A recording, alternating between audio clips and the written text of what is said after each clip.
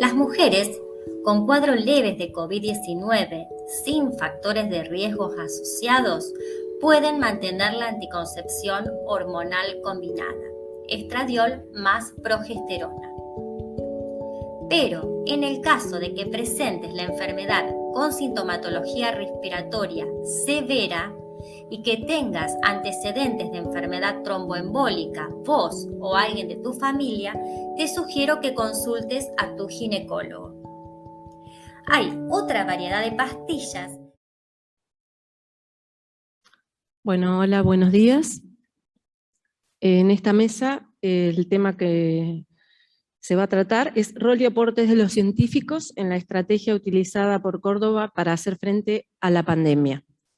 Nos van a acompañar en forma presencial la doctora Sandra Gallego y la doctora Adriana Jure, y en forma virtual el doctor Germán Ambach y la doctora María Eugenia Pérez Carrega.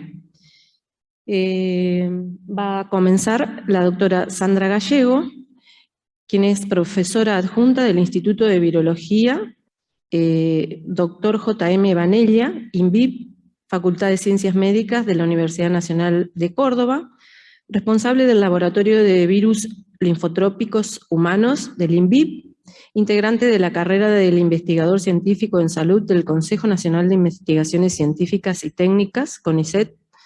Lidera el grupo de científicos del INVIP que, en conjunto con el Ministerio de Salud de la provincia de Córdoba, realiza los estudios de infectividad de SARS-CoV-2 en nuestras clínicas y la cuantificación de anticuerpos neutralizantes en plasma de convalecientes y en productos de la industria farmacéutica nacional para su uso en terapia COVID, como así también el estudio de respuesta inmune humoral post-vacunal frente a las variantes emergentes del virus.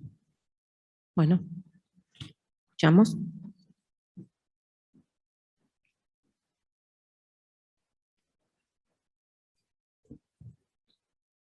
Hola, hola.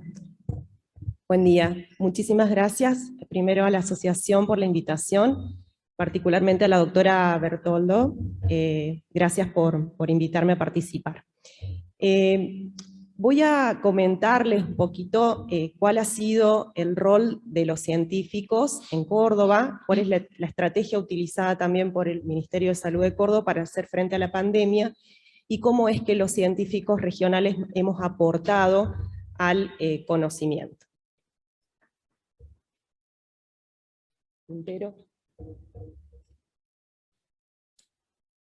Bien, una de las principales problemáticas que surgió cuando inició la pandemia es que no teníamos un tratamiento para afrontar esta infección y esta enfermedad.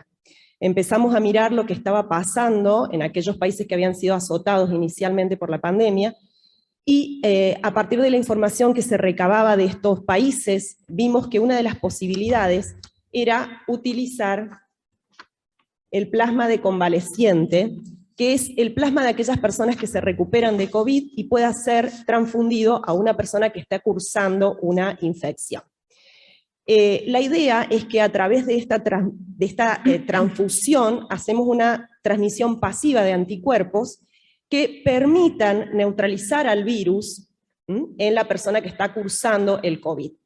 La transmisión de anticuerpos no es de cualquier anticuerpo, es necesario que el plasma del convaleciente tenga un anticuerpo que se denomina neutralizante, que es aquel anticuerpo que es capaz justamente de bloquear al virus e impedir que el virus entre a nuevas células.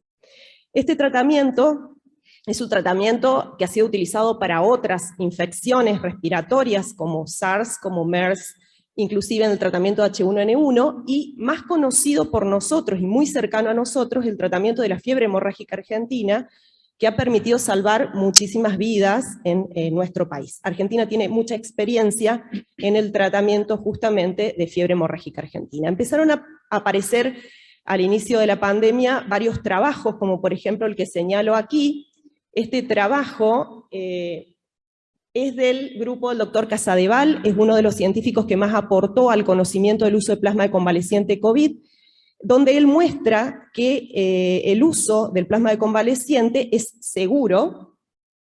luego otros trabajos en el mundo que hablan de la reducción de la mortalidad usando plasma de convaleciente, y otros trabajos que empezaban a describir la posibilidad de utilizar, bueno, con el puntero tengo un pequeño problema, pero de utilizar anticuerpos monoclonales que sean capaces de unirse a las proteínas de la envoltura del virus, que son los receptores virales, la famosa proteína Spike, impidiendo que el virus entre a las células.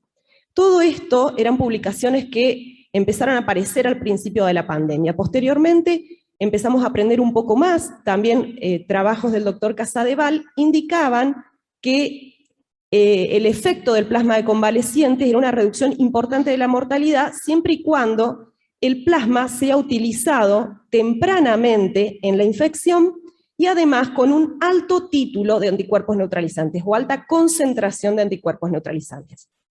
Este trabajo, que como ustedes ven, es un estudio que se hace en 35.322 pacientes transfundidos, una corte muy importante. Recibió muchas críticas porque este grupo de científicos no utilizaron un grupo control. Sin embargo, era tan fuerte la evidencia que la FDA se sostiene de estos antecedentes para autorizar el uso en emergencia del plasma de convaleciente como tratamiento en Estados Unidos. De allí, los demás países empezaron a tomar esto como un tratamiento efectivo. Y así nos sentíamos los científicos, abrumados de tanta información que había en los medios, pensando qué era lo que podíamos aportar en la pandemia. Y esto que puse aquí de un científico copiando a otro y copiando a otro me pareció muy gráfico porque realmente empezamos a tomar rápidamente la información que empezaba a surgir de papers y comunicaciones de científicos en China, intercambiando protocolos con científicos en España e instituciones en España que ya tenían guías consensuadas para el uso de plasma de convaleciente. Es así que nos pusimos a pensar qué podemos hacer en Córdoba y particularmente en el Instituto de Virología para aportar nuestro conocimiento a resolver cuestiones concretas. Realmente fue inesperado el rol que tuvimos los científicos. El Ministerio de Salud de la provincia nos abrió las puertas, y no solamente eso, sino que empezaron a tomar la información que nosotros acercábamos para tomar decisiones concretas de salud pública. Yo creo que esto no tiene precedentes en Córdoba, en Argentina ni en el mundo, ¿no? Que los científicos empezamos a tener un lugar de escucha importante y empezar a conversar cara a cara con los políticos para empezar a tomar decisiones. Esto es así, tal es así, esas fotos son reales, tomadas en el Ministerio de Salud de la provincia de Córdoba. Se nos convocó a científicos del Instituto de Virología, pero científicos de distintas áreas de conocimiento, a conformar comités consultivos, y nos reuníamos regularmente con el ministro y con la secretaria de Salud para comentar qué haríamos, cómo lo haríamos, inclusive para ir mostrando los resultados que íbamos teniendo y planificar las estrategias. Bien, ¿cuáles fueron los aportes desde el Instituto de Virología? Como comento, hay otros científicos que han colaborado, pero voy a hablar específicamente de lo que el Instituto de Virología de la Facultad de Ciencias Médicas ha hecho. Y hemos trabajado básicamente en 4 puntos: el diagnóstico de SARS, el tratamiento, los estudios de infectividad y los estudios de inmunidad. Con apoyo técnico, esto que es un grupo de compañeros míos del Instituto de Virología, se ofreció a colaborar con el Laboratorio Central de la provincia, literalmente pipeteando a la par de estas personas y ayudando a resolver el diagnóstico, porque era muchísima la cantidad de muestras que llegaban diariamente al Laboratorio Central. Implementación de kits, de validación de kits, porque empezaron a entrar al país kits comerciales para diagnóstico que no estaban suficientemente validados. Entonces, era tal la necesidad de tener ensayos que lo que hicimos en Córdoba fue verificar la sensibilidad y especificidad que describían los fabricantes. Estudios de variantes, ¿sí? Empezamos a hacer vigilancia epidemiológica de variantes. Esto es un resumen, pero voy a ir más adelante contando en detalle. Estudios moleculares de variantes del virus para hacer vigilancia comunitaria de la dinámica de estas variantes, de cómo se movían estas variantes en la comunidad, haciendo estudios en pacientes y haciendo también estudio de aguas residuales, a través de la detección del ácido nucleico del SARS en aguas residuales en Córdoba. Básicamente implementamos técnicas para aislar el virus, técnicas de aislamiento viral, y luego técnicas para la detección de anticuerpos neutralizantes una vez que tuvimos el virus. ¿Para qué? Primero e inicialmente para estudiar los plasmas de convalecientes y empezar a tener plasma para poder tratar a los casos graves de COVID en la provincia. Para estudiar la inmunidad vacunal posteriormente, cómo es que los anticuerpos vacunales luego protegían a las personas que habíamos inmunizado, para evaluar la inmunidad también poblacional y la producida por las vacunas frente a las nuevas variantes de preocupación que empezaron a circular del SARS, para hacer seguimientos de pacientes. Les voy a contar más adelante que hicimos estudios de viabilidad viral para ver cuál era el tiempo en que los pacientes excretaban virus viable, y para reevaluar los protocolos de aislamiento, ¿sí? A partir de los estudios de viabilidad, tomar medidas sanitarias para ver cuánto tiempo había que aislar a los pacientes. Por supuesto, todo esto también aplicado a la vigilancia comunitaria y a la dinámica de variantes. Voy a entonces iniciar contándoles cómo es que trabajamos para obtener el aislamiento del virus y las técnicas de neutralización viral. Bueno, esto es solo a los fines de un comentario gracioso. Mis orígenes en la investigación fueron con fiebre hemorrágica argentina casualmente, pero yo después empecé a trabajar en líneas de investigación que está apuntada a virus de importancia transfusional. Particularmente dirijo el grupo que trabaja con HIV y HTLV en el Instituto de Virología, pero hubo que conformar un grupo de científicos que tuvieran experiencia particularmente en cultivos celulares y técnicas de aislamiento viral. Es así que de mi grupo solo convoqué a una persona, y convoqué a personas que pertenecían a otros laboratorios, que trabajaban con dengue, que trabajaban con otros arbovirus, y conformamos un grupo que se autodenominó los Black Mamba. De manera muy graciosa se le ocurrió a uno de los chicos del grupo, y bueno, empezaron a seguirnos en las redes como para apoyarnos en nuestros desarrollos. Todo el mundo ayudó, amigos que nos ayudaban a comprar elementos que necesitábamos para trabajar, una heladera, o empezamos a armar el laboratorio para poder empezar a trabajar con SARS. Aquí el movimiento de muestras al Instituto de Virología, y tuvimos que adaptarnos con cosas que teníamos que no eran adecuadas.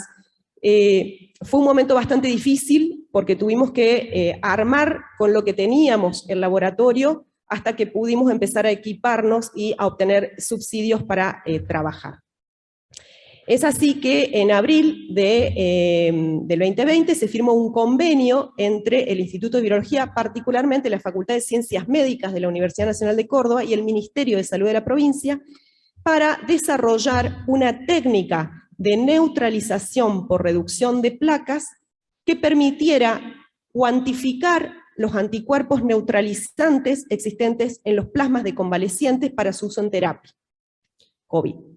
Esta técnica de neutralización por reducción de placa, que ya les voy a contar brevemente el fundamento, es una técnica que se llama gold standard, porque es un ensayo biológico que se acerca es muy cercano a lo que ocurre en vivo. Lo que nosotros tenemos es el virus vivo, que lo vamos a enfrentar al suero o al plasma de una persona y poder observar in vitro que ese plasma tiene anticuerpos capaces de neutralizar al virus y en qué cantidad los tiene. Bien, cuando hablo de anticuerpo neutralizante, ustedes recuerden que el virus, para entrar a una célula, no lo hace de cualquier manera, lo hace a través de receptores, que se llaman receptores virales. Esa proteína S que no logro señalar, la proteína Spike, es la proteína que corresponde al receptor viral. Para entrar a la célula lo hace a través de una molécula que se llama AC2, ¿sí? Entonces, es un esquema de cerradura, llave-cerradura. Esto determina el tropismo del virus, la posibilidad de replicar, entrar a esa célula e infectarla. Y un anticuerpo neutralizante sería aquel que pueda bloquear esas proteínas Spike, de manera que no quede libre ese receptor para poder interactuar con el AC2, ¿sí? Yo debería poder bloquear esta estructura. Principalmente esa región que acabo de señalar, que es la región RBD, que es el sitio de unión al receptor, y es donde principalmente estarían dirigidos los anticuerpos neutralizantes. Luego aparecieron otros trabajos que nos indicaron que además de esa región RBD de la proteína, si los ensayos que utilizáramos deberíamos también poder detectar anticuerpos que van dirigidos contra otra región de la proteína, que es la región aminoterminal. Es por esto que el ensayo que tenemos en el Instituto de Virología es, digamos, el gold estándar, porque nosotros podemos, al utilizar un virus vivo, exponer toda la estructura de la proteína viral a ese anticuerpo y poder detectar todos los anticuerpos neutralizantes posibles que haya en ese plasma de convaleciente. Si bien es compleja la metodología, se necesita de condiciones de bioseguridad complejas, de experiencia, realmente es un gold standard que se acerca bastante a lo que ocurre en la realidad en ese plasma. Bien, empezamos a trabajar fuertemente. Una de las cosas que primero nos pasó como científicos es que nos tuvimos que enfrentar a la prensa, ser muy cuidadosos. Se conoció lo del convenio con el Ministerio de Salud, la prensa realmente nos acosó con necesidad de conocimiento, tuvimos que aprender qué decir, cómo decir para ser prudentes, porque era información muy sensible que llegaba a la comunidad y teníamos que ser responsables en lo que transmitíamos. Posteriormente hubo un llamado de la Secretaría de FONCIT, de Nación, de la agencia, para presentar ideas, proyectos COVID, que fueran proyectos que pudieran dar soluciones rápidas, de 2 a 6 meses, a problemáticas de la pandemia. Nosotros nos presentamos, con la suerte que fuimos elegidos dentro de los 64 proyectos que fueron financiados en el país, con lo cual, además del apoyo económico que teníamos del Ministerio de Salud de la provincia de Córdoba y de la Facultad de Medicina, con este subsidio pudimos avanzar en el desarrollo. En ese camino hubo mucho de eso, mucho de frustración, era difícil conseguir insumos, había una gran demanda mundial, entonces era muy difícil tener los reactivos para trabajar. Hubo cuestiones que tenían que ver también con los miedos personales, bueno, tuvimos que adaptar un montón de cuestiones, somos científicos pero somos humanos y también teníamos nuestros temores, hasta que nuestra técnica de neutralización estuvo puesta a punto, y eso fue como obtener la bellota después de tanto sufrir y esperar. Ustedes saben que desarrollar un ensayo biológico hay condiciones que uno no maneja, entonces teníamos un compromiso asumido con el Ministerio de Salud de la provincia, y realmente trabajamos bajo mucha presión, porque ya había gente que estaba enfermando y muriendo, y necesitábamos tener un plasma para tratar. Y bueno, nuevamente la prensa, que tuvimos que, bueno, transmitir esta información de manera que llegara bien a la comunidad, ¿no? Bueno, esta es la alegría de ese día, cuando obtuvimos las placas en el laboratorio, festejando. A ver, ¿y cómo es que hicimos esto? Bueno, a partir de muestras de hisopados, de los primeros brotes que hubo en la provincia, tomamos esos hisopos, trabajamos con el laboratorio central de la provincia, esos hisopos vinieron a nuestro laboratorio del Instituto de Virología, utilizamos un sustrato celular adecuado, trabajamos con una línea celular que se llama Vero, que es una línea de riñón de mono. Nosotros sabíamos que en China habían podido aislar el virus en una línea como esta, pero no teníamos el mismo clon celular, así que ese fue el primer desafío, ver si nuestro virus replicaba en otro clon celular. Este es el cultivo de células Vero normales, y luego de la inoculación del extracto del hisopo, el efecto citopático del virus SARS-CoV-2, lo primero que aislamos fue, por supuesto, la cepa pandémica, el linaje B1 fue uno de los primeros que circuló en Córdoba. Lo que ustedes ven allí abajo, con un nombre largo, es el secuenciamiento del virus, ¿sí? Porque nosotros colocamos la muestra, observamos el efecto citopático o el daño, pero posteriormente debemos identificar el patógeno, y eso lo hacemos por técnicas moleculares. Posteriormente secuenciamos para asegurarnos que el virus corresponda al que nosotros suponemos está presente en ese cultivo. Bien, y entonces, ¿cómo es que utilizamos esto? Una vez que obtuvimos el virus, lo cuantificamos, tuvimos nuestra semilla viral. Para la técnica de neutralización, ¿cómo es que aplicamos este virus? Bueno, yo sé que si al virus lo coloco sobre un cultivo de células, obtengo un efecto citopático determinado, eso yo ya lo demostré. Entonces, como la incógnita es saber si en ese plasma hay anticuerpos neutralizantes, yo lo que voy a hacer es tomar una alícuota de ese plasma, enfrentarlo a una cantidad conocida del virus que tengo en el laboratorio, dejar reaccionar y luego colocarlo sobre un sustrato de células Vero. Si ahí hay anticuerpos neutralizantes, los anticuerpos van a unirse a esas proteínas, van a bloquear al virus y no voy a observar daño en ese cultivo. Ese es el fundamento básico de la técnica de neutralización que pusimos en marcha en el Instituto de Virología. Les digo que es muy compleja, es una técnica que tarda 4 días en revelarse, con lo cual tuvimos que trabajar sin descanso y planificar muy bien las reacciones para poder tener al día las determinaciones. Bien, así es como se observa en el laboratorio una técnica. Yo les voy a mostrar una placa completa, pero lo que hacemos es teñir con un colorante que se llama cristal violeta, y cada uno de esos puntitos blancos que se observan ahí no es más que una placa de lisis. Entonces nosotros podemos contar lo que se llaman unidades formadoras de placa, que corresponderían al daño que proviene de aproximadamente una partícula viral. Bien, entonces, ¿cómo es que medimos la concentración de anticuerpos neutralizantes en los plasmas? En esta placa ustedes pueden ver que tenemos, a ver, si puedo apunto acá, desde una dilución, bueno, no puedo, de una dilución 1 en 10 a 1 en 1.300.000 y pico, las diluciones secuenciales del plasma, y a cada una de esas diluciones la enfrento a una cantidad estable de virus. Fíjese usted donde está la primera flecha roja, que dice 1 en 10.240, ahí empiezan a observar las plaquitas. Esto significa que esa es la última dilución del plasma que es capaz de neutralizar el 80% del virus. Y eso es lo que corresponde justamente a la concentración o título de anticuerpos neutralizantes que ese plasma tiene. ¿Sí? Entonces, nosotros podríamos detectar los anticuerpos neutralizantes, pero es muy importante cuantificar. ¿Por qué? Porque para tratamiento COVID hay que utilizar plasmas que tengan una concentración de 1 en 80 o más, para que terapéuticamente sea efectivo ese plasma. Entonces nosotros debíamos informar la presencia y la cantidad de anticuerpos neutralizantes.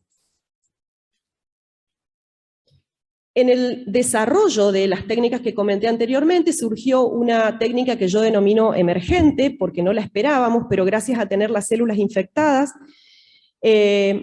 pudimos empezar a colaborar con el Laboratorio Central en Diagnóstico, porque como les comenté anteriormente, los kits para detectar anticuerpos comerciales que había en Argentina tenían limitaciones de sensibilidad justamente por la rapidez en que fueron desarrollados.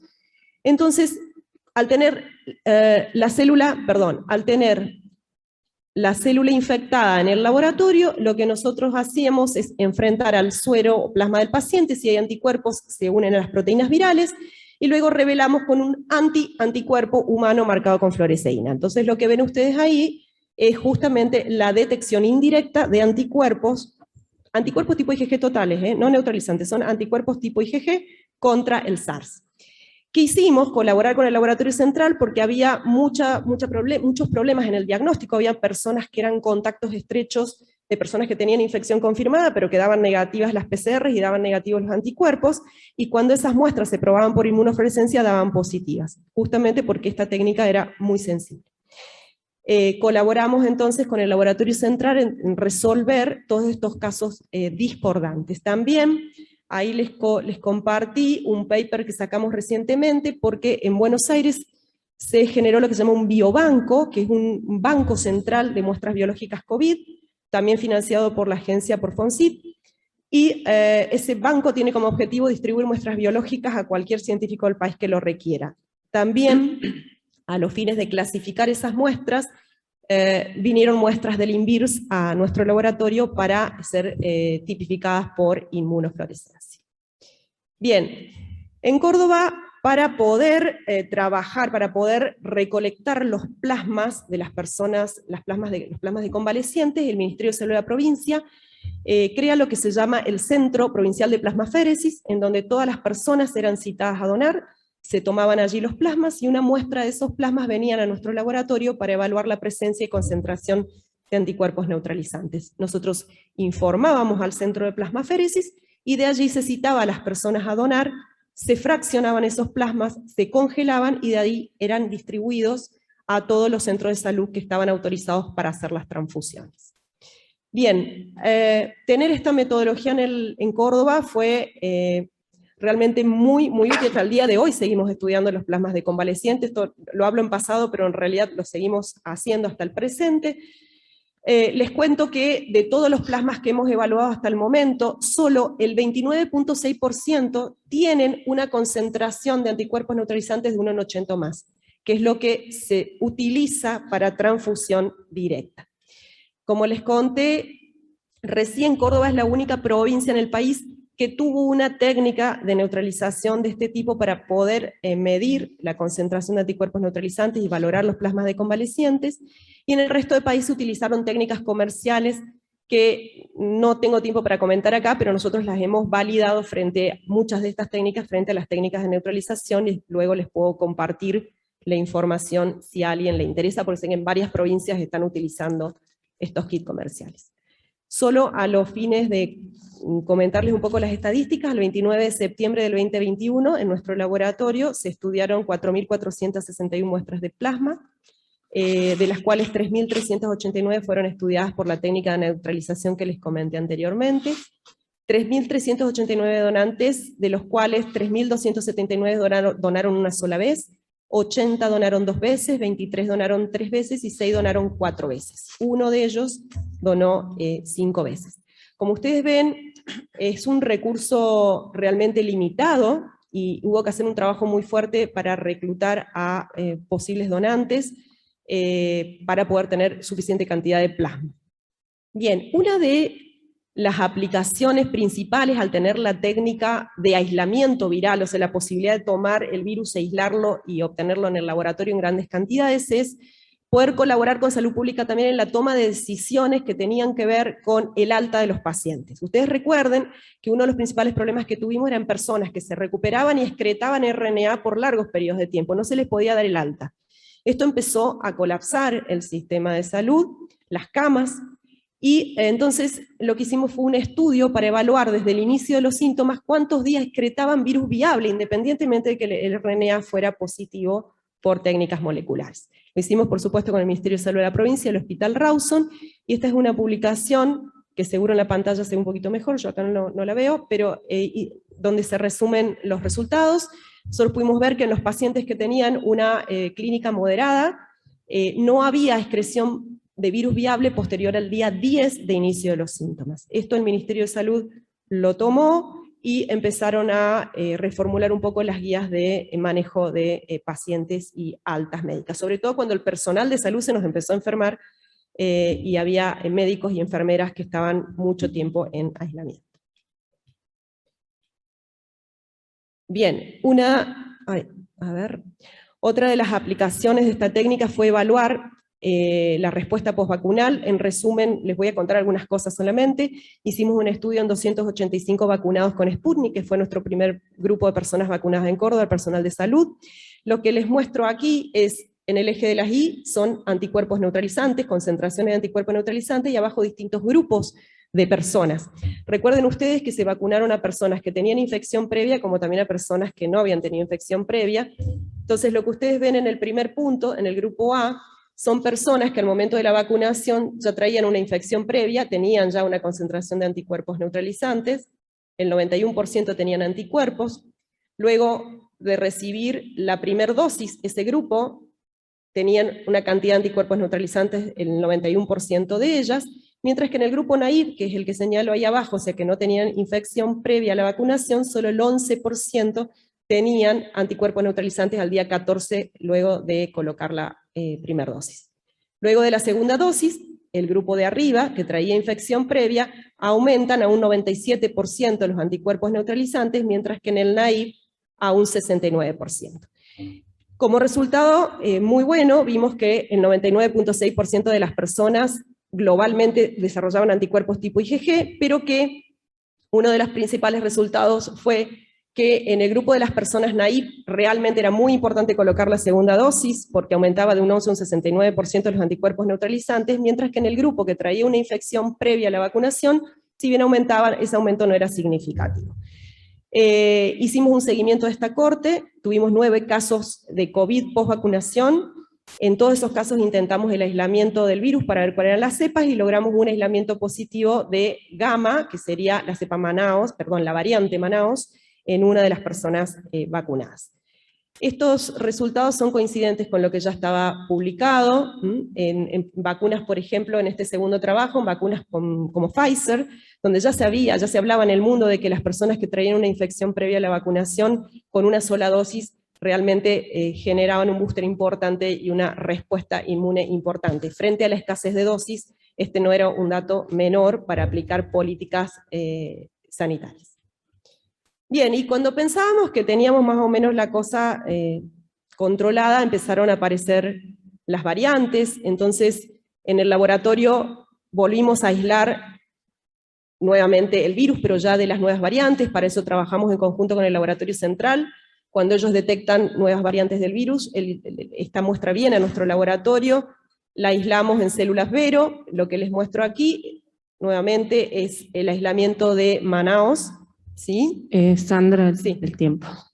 Bien, bueno.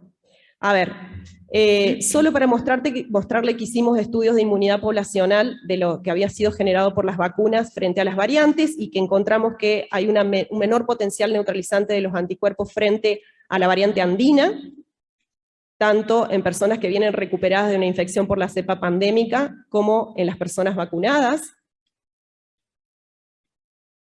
¿Sí? Voy a pasar rápido esto porque me dicen que estoy en tiempo. También hemos aislado recientemente la variante Delta, que es una de las que más preocupaba, y ahí evaluamos cómo es que los anticuerpos generados por las otras vacunas, también además Sputnik, AstraZeneca, Sinopharm, eran capaces de neutralizar. Vimos que había una reducción de 2 veces en el potencial neutralizante en las personas que eran naive en el momento de recibir la vacuna.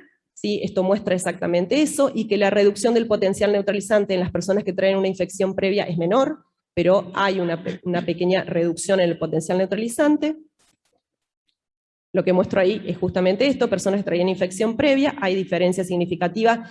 Aparentemente, frente a Sputnik, el potencial de los anticuerpos es mayor para neutralizar Delta en las personas que tienen una infección previa a la vacunación.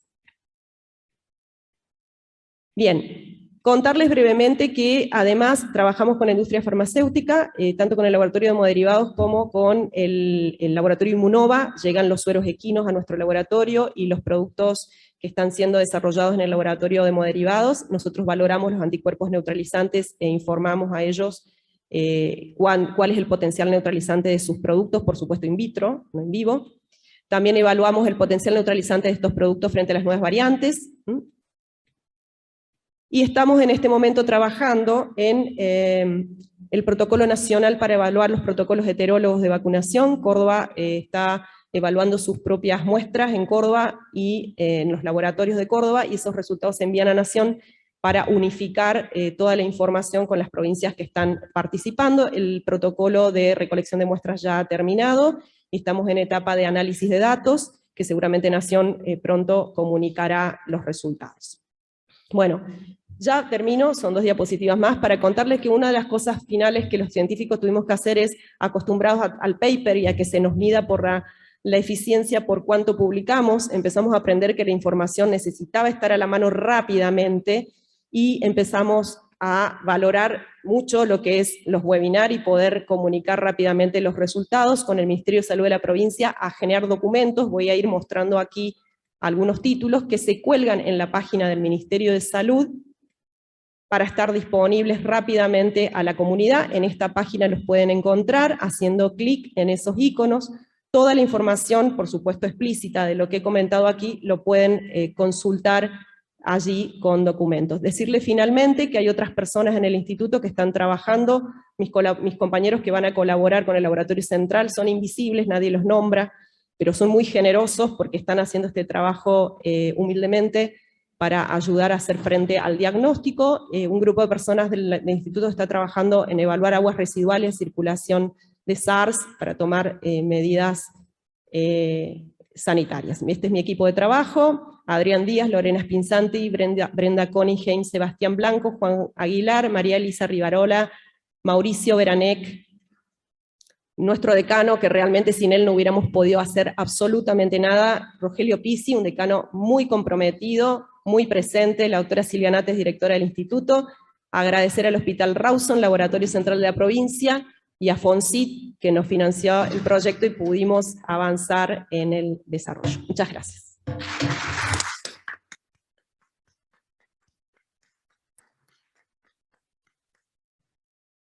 Bueno, ahora continuamos con las preguntas, las dejamos para el final. Continuamos con el doctor Germán Ambach, que va a participar en forma virtual. El doctor es ex profesor de infectología de la Universidad Nacional de Córdoba, es jefe de Departamento de Medicina Interna del Hospital San Roque de Córdoba, jefe de Servicio de Infectología del Sanatorio Mayo Córdoba, Paz presidente API, académico correspondiente de la Real Academia de España, Paz presidente de la Sociedad Infectológica de Córdoba y Paz presidente de la Sociedad de Investigación Clínica de Córdoba.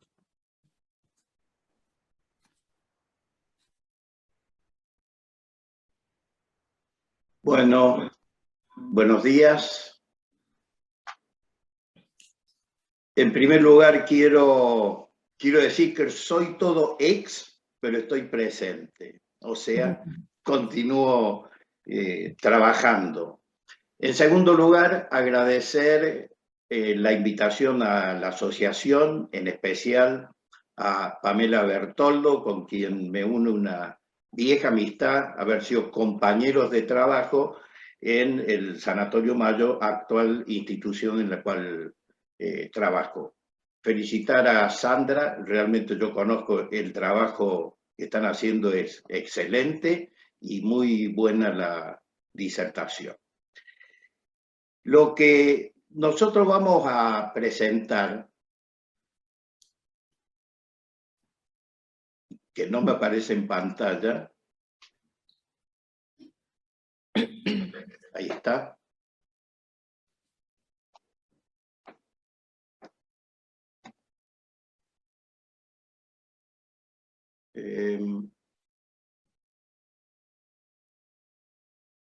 Bien, vamos a hablar sobre lo que...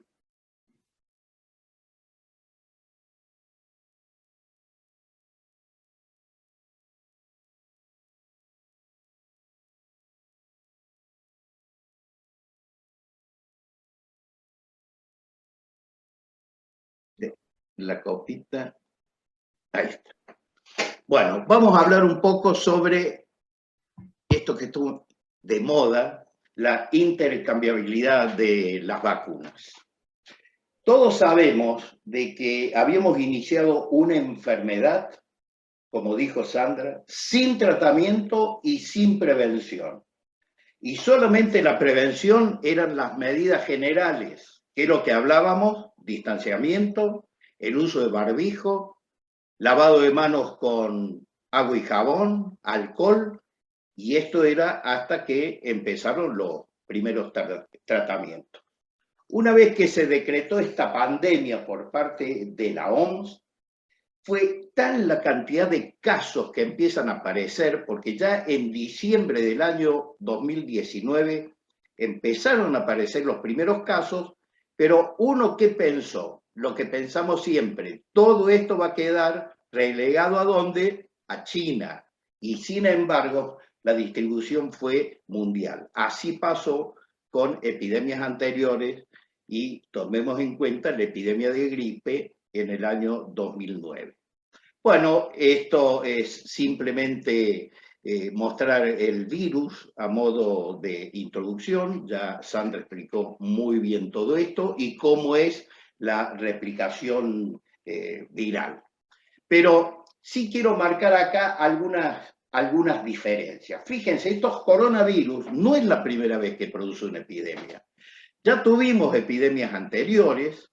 En el año 2003 aparece este síndrome de respuesta sistémica respiratoria, que fue el famoso SARS, y en esa oportunidad yo era presidente de API y en el Congreso invitamos a una persona que venga a disertar casualmente sobre este problema que estaba en pleno auge.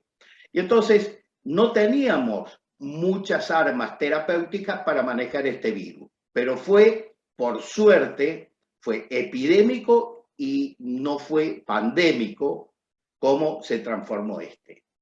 Segundo, tuvimos ¿a cuál? Al MERS, o sea, esto se relegó un poco a Medio Oriente.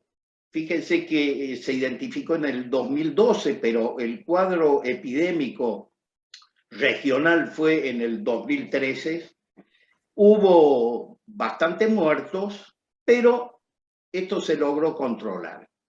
Y después nos toca, en esta pandemia, encontrarnos con una enfermedad leve, con una enfermedad moderada o con aquella que tenía un curso grave, con gran compromiso respiratorio, pero que también podía tener compromiso digestivo.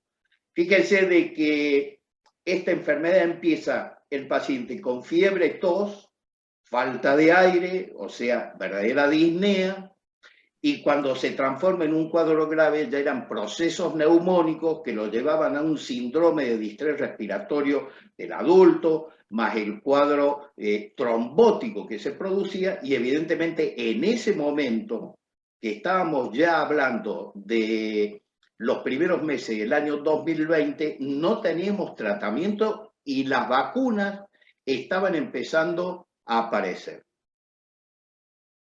Es importante decir de que fue una de las primeras enfermedades en las cuales las vacunas salieron más tempranamente, porque cuando se veía en aquel momento y decíamos, las vacunas tienen que aparecer año a año y medio, ¿por qué? Porque tenía que tener todo un protocolo fase 1, 2, 3, y esto no se hace en corto periodo de tiempo. Sin embargo, fue una de las enfermedades históricamente en las que las vacunas salieron en forma más temprana.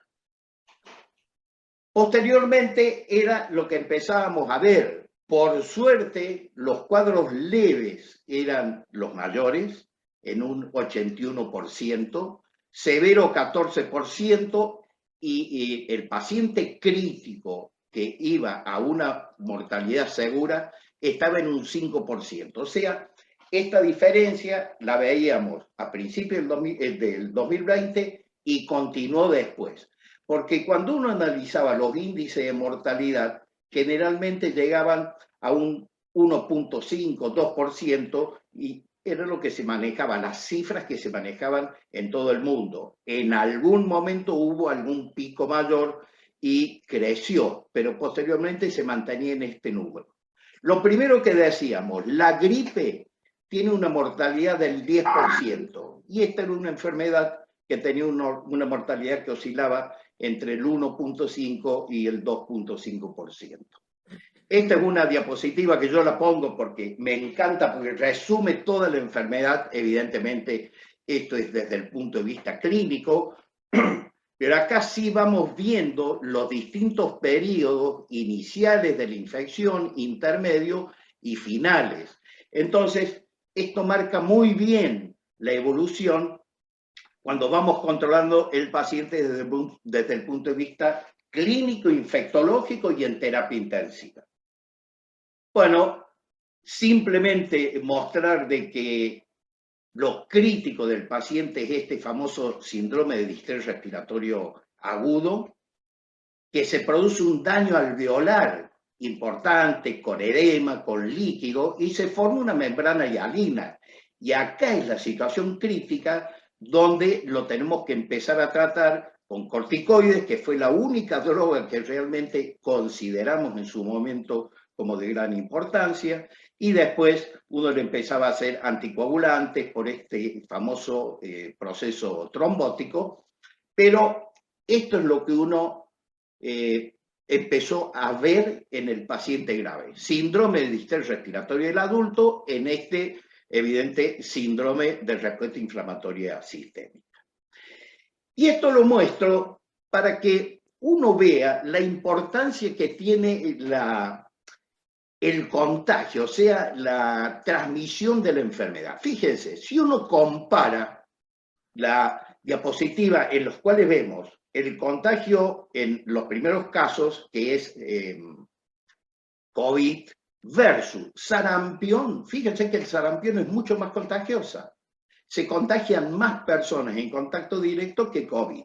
Después en influenza de 1 a 4 casos, papera serían 4 a 7 casos, y el ébola 1 a 2 casos. Entonces, sí consideramos que es una enfermedad totalmente transmisible, y es acá donde uno empieza a manejar los casos de contacto estrecho, contacto de contacto, y es así como empezamos un poco a manejar todos estos brotes que se van produciendo en las distintas ciudades, en las distintas regiones.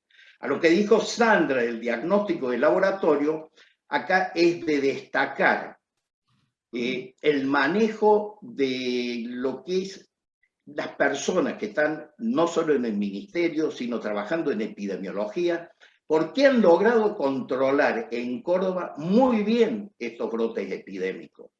Hubo situaciones donde tuvimos muchísimos casos, sin embargo, el hecho de detectar el caso índice, que es lo más difícil, porque detectando el caso índice comenzamos a aislar aquellos contactos estrechos y, por supuesto, contactos de contactos. Y acá empiezan a aparecer todos los protocolos de manejo de la situación. Pero lo que es manejo de contactos se ha manejado muy bien y, por supuesto, a esto hay que asociarle el diagnóstico de laboratorio que se hacía. Entonces, ¿qué es lo que hay que hacer para interrumpir la cadena de transmisión? Identificarlo rápidamente, diagnóstico y gestión en los casos, identificar los contactos, pero si acá hay algo es a lo que nosotros vamos a venir a hablar posteriormente. ¿Cómo hacemos para prevenir? ¿Qué medidas implementamos? Y fundamentalmente, hoy todavía tenemos que seguir hablando a la comunidad para ver el futuro, porque la pandemia aún no terminó. Entonces, en esta medida de prevención, manejamos medidas generales, uso de barbijo, distanciamiento, etcétera, etcétera. La vacunación con 1 dosis y con 2 dosis. Y, por supuesto, empieza a surgir en el mundo la intercambiabilidad. Y esto es la intercambiabilidad, ¿por qué? Porque hay una serie de interrogantes que empiezan a surgir. Primero, el por qué. Segundo, ¿cuándo hacerla? Y las respuestas empiezan a surgir. El por qué son los objetivos que se plantearon. En primer lugar, eran los suministros. ¿Cuántas vacunas disponíamos? Yo quiero recordar que cuando empezó vacunación en nuestro país, era muy difícil porque había que distribuirlas y no sabíamos cuánta gente podíamos vacunar. Podemos decir que hoy, si estamos un poco pidiendo o dejando entrar turistas en frontera y le ofrecemos vacunas, bueno, es una suerte que hoy disponemos vacunas de sobra, o sea, tenemos mucha cantidad. Entonces, en aquel momento, suministros impredecibles y había que ver la seguridad. ¿Por qué? Porque yo conocía el uso de la dosis 1, sí conocía el uso de la dosis 2, de una vacuna homóloga o de la misma vacuna, pero teníamos que ver qué pasaba cuando intercambiábamos vacunas. Entonces, en base a esto surge un primer estudio. El primer estudio que se hizo de combinación de vacunas fue el Combivax. Y este fue diseñado en aquellos pacientes, este primer estudio que se hace en España, eran en aquellos pacientes que tenían colocado una vacuna, tenían colocada la vacuna de AstraZeneca, y posteriormente se diseña para colocar una segunda dosis de vacuna de Pfizer. Y esto fue publicado en el Lancet, que es una de las, digamos, de las revistas más serias que existe en el mundo. Entonces, este primer estudio que se hace para ver posteriormente cuál era la inmunidad que dejaba en este intercambio de vacunas, que eran heterólogas, o sea, primero AstraZeneca con una plataforma viral y posteriormente vacuna ARN como es la de Pfizer. Entonces, esto abría la puerta a posibles programas de vacunación basados en las combinaciones. Si los estudios eran buenos, no había lugar a dudas de que yo podía continuar combinando. Entonces, en este primer estudio se incluyeron 676 personas. 405 formaron parte del grupo que recibieron la segunda dosis de lo que sería la vacuna de Pfizer. Pero estos grupos tenían que tener colocado previamente vacuna de AstraZeneca. Y hubo un grupo control de 226 personas que no recibieron la segunda dosis en combinación. Vale decir, se hizo, digamos, como un estudio doble ciego para ver cuáles eran los resultados. ¿Qué se encontraron? Que la inmunidad tumoral crecía notablemente en estos grupos. La inmunidad celular también.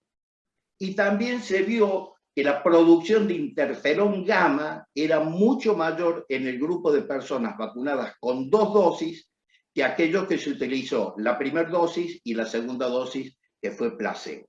Es decir, esto ya fue muy alentador porque fue un trabajo serio, un trabajo importante y ya nos fue mostrando pautas para el futuro.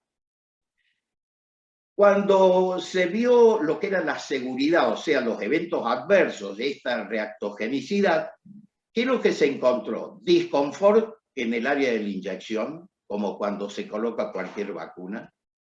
Algunos relataban que tenían cefalea, o sea, dolor de cabeza, y malestar general. Vale decir, estos 3 elementos que se veía era exactamente lo mismo que los pacientes que recibían cualquier tipo de vacuna. ¿Cuál fue la conclusión de esto? Hubo gran crecimiento de los anticuerpos humorales, hubo crecimiento de la inmunidad celular, esto se fue controlando en ese mismo momento, y las reacciones adversas fueron pocas, que era lo que habíamos descrito. O sea que en la conclusión de esto, el ensayo fue sumamente exitoso en el sentido de eficacia y en el sentido de reacción adversa, que es lo que uno busca en estos protocolos de investigación.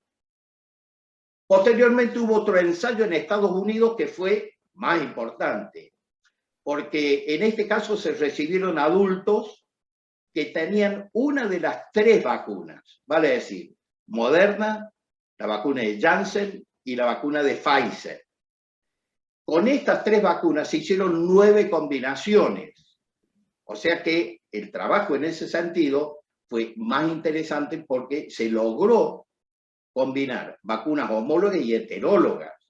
Entonces, fue un número en el sentido de que, como fueron las 3, se hicieron 9 combinaciones.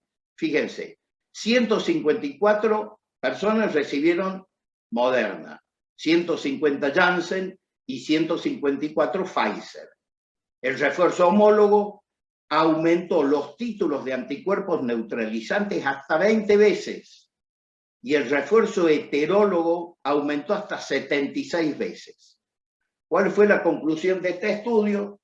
Que las vacunas de refuerzo homólogas y heterólogas fueron bien toleradas, o sea, los eventos adversos fueron mínimos, y fueron inmunogénicas en adultos que completaron un régimen de vacuna primaria al menos 12 semanas antes. Vale decir, ¿cómo incluían estos pacientes? Aquellos que tenían una dosis de alguna de las 3 vacunas 12 semanas antes, le colocaban otra vacuna para intercambiar. Incluyeron en este grupo pacientes que no habían padecido COVID. O sea, todos aquellos que habían padecido COVID fueron descartados.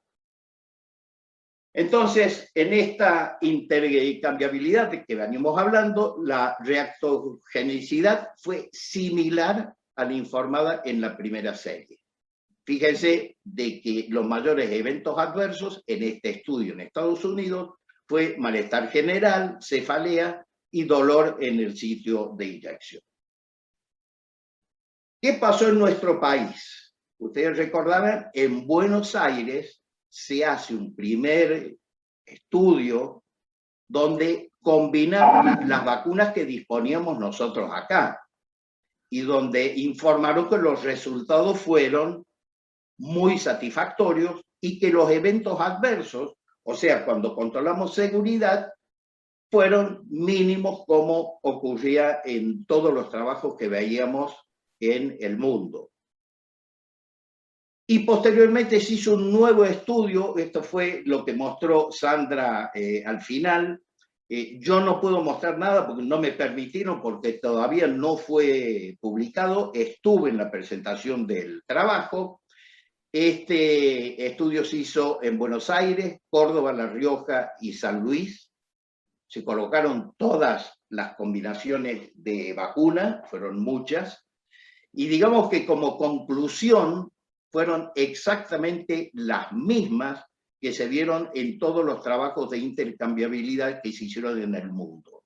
Vale decir, un gran aumento de los anticuerpos, tanto humorales como celulares, y se vio además de que los eventos adversos, o sea, la seguridad fue muy buena en el sentido de que los eventos adversos fueron mínimos. Entonces, hoy, ¿qué es lo que sale? Hoy se va a vacunar con tercera dosis. Y en esto de la tercera dosis, fíjense, el ministerio determina que puede ser una dosis adicional o una de refuerzo o booster. Para decir, lo único que cambia acá es los primeros que se van a vacunar son los pacientes inmunocomprometidos, inclusive de 3 años en adelante, y la dosis de refuerzo es la que se hace en aquellos que tienen anticuerpos suficientes como mantener un buen tenor en este sentido de que hoy empieza a surgir el problema de los viajes, el problema de la apertura turística, y bueno, tenemos que estar preparados para esto.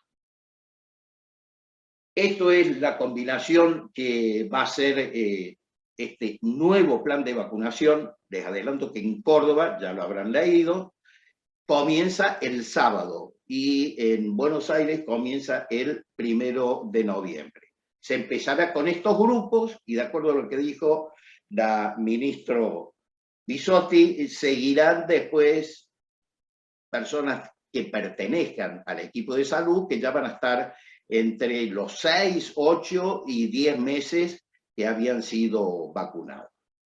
Entonces, a modo de conclusión general, podemos decir que todas las estrategias de vacunación heteróloga que se han ensayado en el país en las últimas semanas son una excelente alternativa. Son seguras, no dan eventos adversos graves y han sido excelentemente toleradas con muy buenos resultados de inmunogenicidad. Y tenemos que hacer una reflexión final para terminar. Podemos decir de que la intercambiabilidad es eficaz y segura, pero la pandemia no terminó. Entonces la mejor vacuna somos nosotros mismos.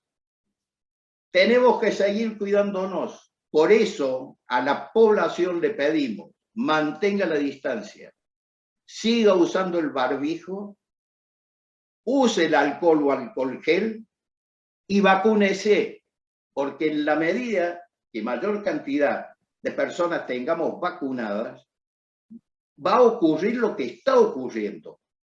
Va a haber muy poca cantidad de casos y lo que nosotros podemos tener no va a ser comparable con lo que ocurrió en el brote de octubre del 2020, en el brote de mayo 2021, y creo que si nos seguimos cuidando y seguimos educando a la población, vamos a tener pequeños casos, pequeña cantidad de casos, pequeños brotes, pero no vamos a tener esta cantidad de pacientes que realmente intranquilizó no solo la terapia intensiva, sino que intranquilizó a toda una población e intranquilizó a todo el personal del equipo de salud. Muchas gracias por su atención.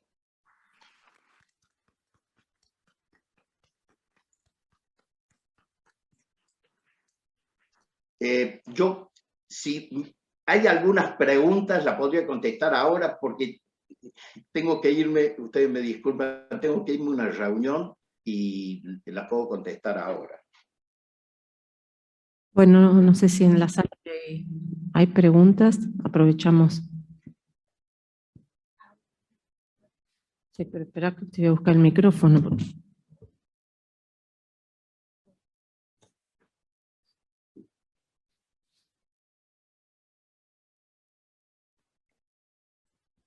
Hola Germán, muchas gracias por tu participación. En esto de la tercera dosis, por ahí uno lee que tendríamos que esperar como la nueva, digamos, la nueva versión de las vacunas, así como esperamos cada año la nueva versión de las vacunas de la gripe. Digamos, ¿tendríamos que esperar eso o tendríamos que seguir utilizando las vacunas que ya están disponibles? En tercer dosis, sí. Hay que colocar la vacuna que nosotros programemos colocar. O sea, vacunas se siguen produciendo. El hecho de que tengamos la población en un 80% vacunado al menos con 2 dosis y la gente se siga cuidando, bueno, esto es importante como para que esta variante Delta va a aparecer en escasos casos. Fíjense de que en Córdoba estamos teniendo un promedio de 8 a 10, 12 casos por día. Todos los brotes que se produjeron se controlaron perfectamente por el aislamiento que se hicieron. Hace unos pocos días aparece un brote, 25 casos en Sacanta. Hoy no se habla más del brote. Ayer aparecieron 2 casos en Calchín, hoy no se habla más. ¿Por qué? Porque se controlan perfectamente bien los brotes. Entonces, cuando tengamos toda la población vacunada, no va a haber ingreso de la variante Delta, no va a haber gran crecimiento. Por eso insistimos, en principio terminemos con 2 dosis y después seguir con la tercera. Como estamos en casi un 60% de 2 dosis, es por eso que en este momento se comienza a colocar tercer dosis, pero en los inmunos comprometidos, que son los que tienen bajo tenor de anticuerpos, tanto neutralizante como celular. Evidentemente un paciente comprometido, que puede ser un trasplantado, que puede ser un paciente HIV, que puede ser un paciente con un cuadro reumático en tratamiento con corticoides o con inmunosupresores, actúa sobre la inmunidad celular. Entonces, es que primero se apunta a este grupo como para mantener un tenor de anticuerpos aceptable para evitar un contagio. Gracias. ¿Alguna otra pregunta? Bueno, muchas gracias, doctor Ambach, por su presentación y sus respuestas. Bueno, ¿continuamos? gracias a ustedes y felicitaciones por el Congreso. Bueno, muchas gracias. Continuamos con los disertantes. La doctora Adriana Jure, que es médica pediatra, especialista en salud pública, jefa PAI de Salta, representa al NOA en la CONAIN, forma parte de la Asociación Civil Salteña de Pediatría de Salta e integra el Comité de Inmunizaciones de la Asociación Civil Salteña de Pediatría y miembro de la SABE. Por la invitación y la verdad un orgullo participar de esta mesa. Me solicitaron que hable específicamente de vacunación COVID en niños y adolescentes. Y para hablar de ello, lo primero que tenemos que saber es que cuando se instala una vacunación, ya sea en calendario o en el caso de estas vacunaciones de emergencia, siempre tenemos que saber qué impacto va a tener en salud pública y en la salud de las personas, el impacto sanitario, que haya una estrategia posible, que haya vacunas disponibles, son algunas de las cuestiones más importantes que tenemos que tener. Bueno, para hablar de las estrategias, es importante saber cómo se desarrolló la enfermedad y la situación epidemiológica, y esto lo vemos en cuanto a la cantidad de casos que hubieron y a cómo se fue comportando la enfermedad. Me voy a correr para...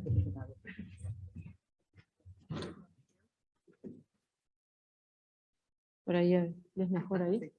Sí. Perdón. Entonces,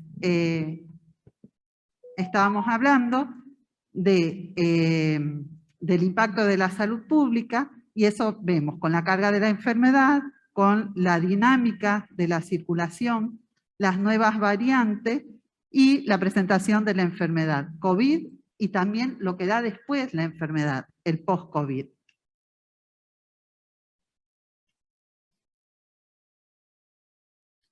Bueno, nos vamos a situar un poco, ya se habló bastante de la enfermedad en la población adulta, de adultos, pero tenemos acá en esta diapositiva la carga de la enfermedad en pediatría publicada por la Asociación Americana de Pediatría, en donde podemos ver al inicio de la pandemia cómo constituían un 2,5% las personas en edad pediátrica, y hoy ellos constituyen casi un 25% de las personas que enferman. Cuando hablamos de la carga de la enfermedad en Argentina, las personas entre 20 y 59 años son las que mayor carga de enfermedad aportan, pero las personas de 0 a 19 años ocupan un lugar bastante importante, siendo el tercer grupo que más afectados aporta o que más afectados tiene la enfermedad COVID. También podemos ver que en este grupo el descenso en las siguientes olas fue menor que en la población adulta.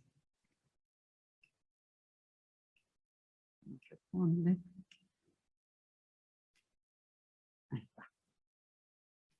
Hemos aprendido a lo largo de la pandemia que los más afectados son los adultos, pero esto no indica que los niños y los adolescentes no sean vulnerables.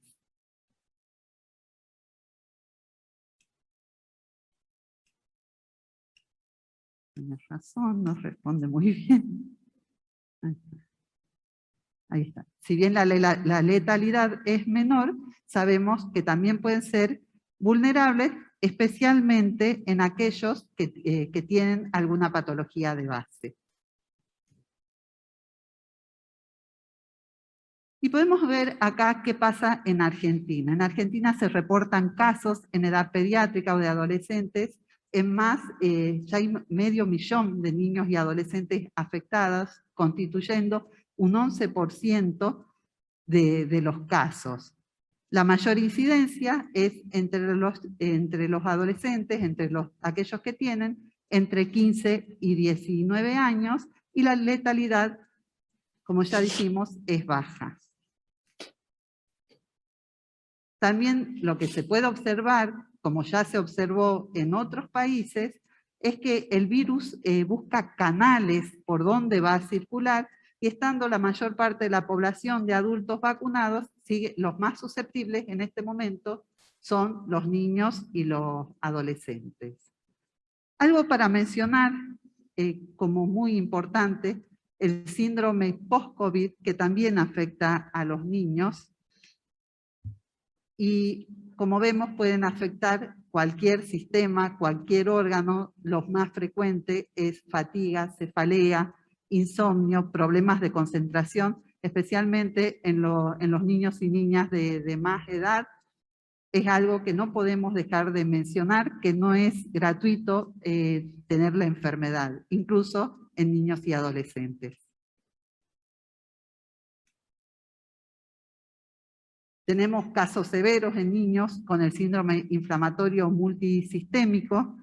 Hoy están reportados, hasta hace un mes es esto, 208 casos de síndrome inflamatorio multisistémico, especialmente en la primera ola, pero ¿qué podríamos decir? ¿Que hay menos casos o por ahí que hay menos notificación también de este síndrome? Que obviamente lleva a una atención en terapia intensiva.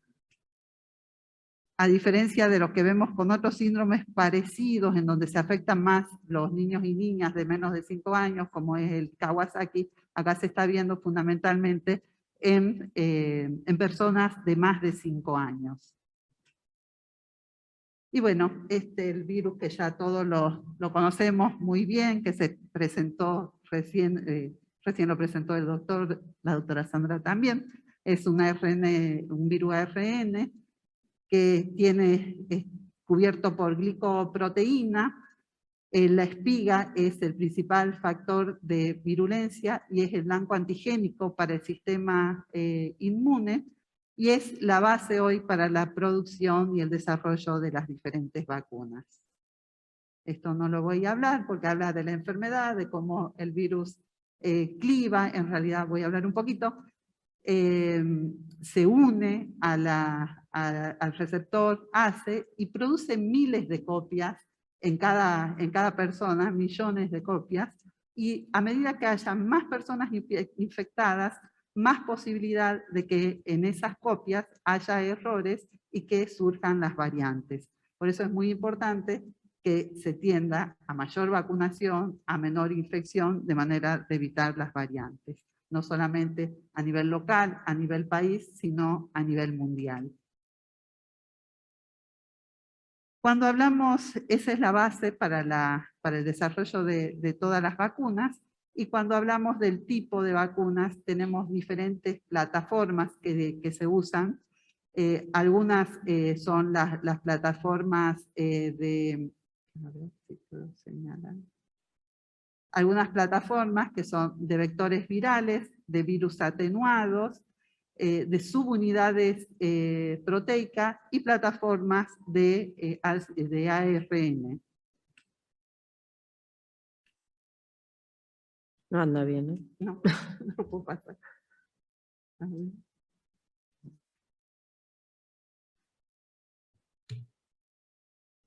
Bueno, cuando hablamos de las plataformas y de las vacunas con que cuenta Argentina, tenemos plataformas de vectores virales, que son vectores virales no replicativos de adenovirus. Tenemos la vacuna, contamos con vacuna Sputnik V del Instituto Gamaleya, que usa adenovirus humano. El primer componente es diferente del segundo componente, que el primer componente usa adenovirus humano de tipo 26 y el segundo componente adenovirus humano de tipo 5. Mientras que la vacuna AstraZeneca también usa un adenovirus no replicativo, en este caso de chimpancé, la sigla de ChAdOx es justamente por el adenovirus de chimpancé, adenovirus, y es de la Universidad de Oxford. Recientemente, el ingreso de la vacuna Convidencia del laboratorio CanSino, que usa adenovirus humano de tipo 5. Después contamos con vacunas de virus inactivado, que son de las plataformas más antiguas que existen, y contamos con la vacuna en Argentina, con la vacuna Sinopharm, que es de Beijing, ahí está mal, perdón, de China. Y la otra plataforma con la que se cuenta para vacunas que están disponibles en Argentina son vacunas de ARN mensajero, en donde contamos con la vacuna Spikevax de Moderna y la vacuna Comirnaty de Pfizer. A ver si puedo pasar. ¿Cómo me vas a tener que pasar? Por favor. Vuelve la una. Bueno, solo 2 palabras de las vacunas de ARN mensajero. Son vacunas que están producidas por una molécula de ARN mensajero envueltas en una cobertura lipídica de manera que el organismo no, la pueda recibir. Y en el caso son las vacunas más novedosas con las que se cuentan, en donde el propio sistema va a generar la proteína de la espiga en una forma limitada, y a partir de allí el sistema inmune que va a reconocer el antígeno como algo extraño y empieza la producción o inicia la producción de anticuerpos y de diferentes células, de células de tipo inmunológica, de células T de tipo diferente. La próxima. 2 vacunas de ARN mensajero, vacunas de Pfizer, la de Pfizer, BioNTech, en este caso Comirnaty para Argentina. Argentina participó en fase 3 del estudio de esta vacuna. Son vacunas, en este caso, que requieren una cadena de frío especial. La vacunación es de 2 dosis, de 0,5 mililitros cada dosis, la vía intramuscular, separadas por 21 días en el caso de Pfizer. Y acá algunas palabras en relación a lo que implica la conservación y la cadena de frío de estas nuevas vacunas. La verdad que la campaña fue y es muy desafiante en todo el país. Y la vacuna de Moderna, que también es de ARN mensajero, que son 2 dosis, también la conservación para mantenerla hacia el final de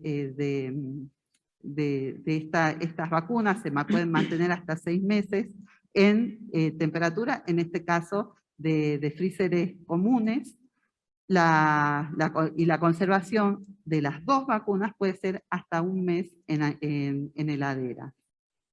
La siguiente. Acá solamente tengo marcadas las vacunas en colores, las que estamos usando específicamente en niños, de la vacuna Sinopharm. A partir del 12 de octubre, Argentina inicia la vacunación en niños y niñas de 3 años a 11 años, vacunas que se conservan en temperatura de 2 a 8 grados centígrados. La dosis es de 0,5 mililitros. Estas vacunas mostraron ser seguras, mostraron ser eficaces. Hay millones ya de dosis puestas en diferentes países, entre esos China. Una vacuna similar es la vacuna Sinovac que está aplicando Chile. La verdad que ya son miles de dosis y los eventos adversos prácticamente no hay notificación, no son los comunes. Pasa una, por favor, Sandra. Bueno, volvamos atrás. Entonces, vacuna Sinopharm para niños y niñas de 3 años a 11 años. Vacuna Moderna, Spikevax del laboratorio Moderna. Para adolescentes empezamos con adolescentes, primero con aquellos con comorbilidad, con esta donación de vacuna Moderna. También la dosis es de 0,5 mililitros. La conservación, como dije, a temperaturas de freezer, pero se pueden mantener hasta 1 mes en heladeras comunes. Y la vacuna de Pfizer, que posteriormente se amplió la vacunación a todos los adolescentes, desde 12 años a 17 años, con esta vacuna de Pfizer. Son 2 dosis y esta es una vacuna que la dosis es de 0,3 mililitros. La próxima. Y la próxima. Bueno, cuando hablamos de vacunación en niños y adolescentes, las contraindicaciones son similares a los de los adultos. La edad menor de 3 años, porque no hay ninguna vacuna que esté habilitada para edad menor de 3 años, que esté aprobada, ni siquiera de emergencia. Y la otra contraindicación absoluta sería hipersensibilidad a cualquier componente de la vacuna. E incluso esta contraindicación por ahí se repite cuando una persona presenta algún problema de anafilaxia con la primera dosis. Esto sería una contraindicación para recibir una segunda dosis. Y después tenemos contraindicaciones temporarias, como con cualquier otra vacuna que esté en calendario. Cuando hay enfermedades agudas graves, en ese momento no voy a vacunar a la persona, o cuando hay alguna exacerbación de enfermedad crónica. Y digo son temporarias, porque cuando esa persona está en condiciones de recibir la vacuna, se beneficia. Hoy hay un dato muy importante, que es la posibilidad de coadministrar las vacunas de COVID, cualquiera sea ella, con otras vacunas de calendario. Si ustedes recuerdan, al inicio de la vacunación, allá por diciembre, el 29 de diciembre del 2020, las personas podíamos recibir solamente vacuna COVID exclusivamente, y si necesitaban recibir vacuna, por ejemplo, antigripal o cualquier otra vacuna, había que esperar 15 días. Esto fue en función de evaluar la seguridad de las vacunas contra COVID-19. Hoy sabemos que son seguras, cuáles son los eventos que podemos esperar, así que hoy se pueden administrar en forma conjunta con cualquier vacuna de calendario o con cualquier intervalo. Este informe es el último informe de seguridad de la CONASEVA, que es la Comisión Nacional de Seguridad de Vacunas del Ministerio de Salud, que se reúnen todos los viernes a evaluar los reportes de todas las jurisdicciones. Y si ustedes pueden ver la vacuna donde mayor reportes hubo de eventos, de SAVI, eventos supuestamente atribuidos a vacunación o inmunización, fue la vacuna Sputnik, porque es con la vacuna que iniciamos, que todo el sistema estaba muy alerta. El porcentaje de notificación en relación a vacunación, a este año, en relación a años anteriores, aumentó en un 5000% para toda la Argentina. Se repite esto en cada una de las jurisdicciones, porque estamos como muy alertas. Y como se empezó con vacuna Sputnik, es la que mayor notificaciones de evento tiene. Y si hablamos de las vacunas de Sinopharm, es la vacuna por ahí que menos reportes tiene en relación a eventos asociados a la vacunación. La próxima. Acá lo tenemos en números, las tasas de eventos graves y no graves, según la clasificación de la OMS, y podemos ver que la que menor tasas de eventos se reportan, tanto para graves como para no graves, es la vacuna Sinopharm, con un 0,12% por 100.000 para eventos graves, y de 10 para los no graves. La próxima. Bueno, esto lo agregué hacia el final porque desde hace 2 días se empezó la vacunación con una dosis adicional a todos los grupos de poblaciones que lo requieran, y la dosis adicional, como bien lo explicó el doctor Pizzi, está destinada para las personas que se esperan que no respondan bien con un esquema primario de vacunación. Es similar a lo que pasa con otras vacunas de calendario. En relación a los niños de 3 a 11 años que reciben solamente Sinopharm, la vacuna adicional se va a realizar con vacuna Sinopharm. Los adolescentes de 12 a 17 años, si recibieron la primera y la segunda dosis de Pfizer, podrán recibir la vacuna Pfizer o Moderna, y aquellos que recibieron esquemas de Pfizer seguido con Moderna, o de Moderna con Pfizer, como dosis adicional reciben Moderna o Pfizer. Más abajo están cómo son los esquemas adicionales en las personas de 18 a 39 años. La dosis adicional de la vacunación se va a realizar con vacuna Sputnik del componente 1 o vacuna AstraZeneca, y en las personas de 60 años y más, de acuerdo a la recomendación del Ministerio de Salud, con AstraZeneca. Quienes más reciben un esquema con una dosis adicional en este momento son las personas de más de 50 años que hayan recibido un esquema de vacuna Sinopharm, y en este caso la dosis adicional es con la vacuna AstraZeneca. La próxima. En esta etapa de la pandemia, como bien sabemos, seguimos en pandemia, vacunamos contra el coronavirus, sostenemos el calendario, las coberturas de vacunación de las otras 20 vacunas realmente están bajas y ponen en riesgo sanitarios, tenemos riesgo de que aparezcan, y de hecho ya tenemos algunos casos de tos convulsa, de meningitis por hemófilus. Entonces vacunamos contra el coronavirus, pero sostenemos el calendario, los recuperamos, y cada oportunidad de una persona que va a un servicio de salud es un buen momento para ofrecer la vacunación. La próxima, bueno, este es el calendario, tenemos uno de los mejores calendarios, seguimos cuidándonos, como ya todos conocemos, lavado de manos, el uso del alcohol en gel, al toser, estornudar sobre el pliegue del codo. La próxima, y ante un problema global, cuidarte es cuidarnos. Muchas gracias.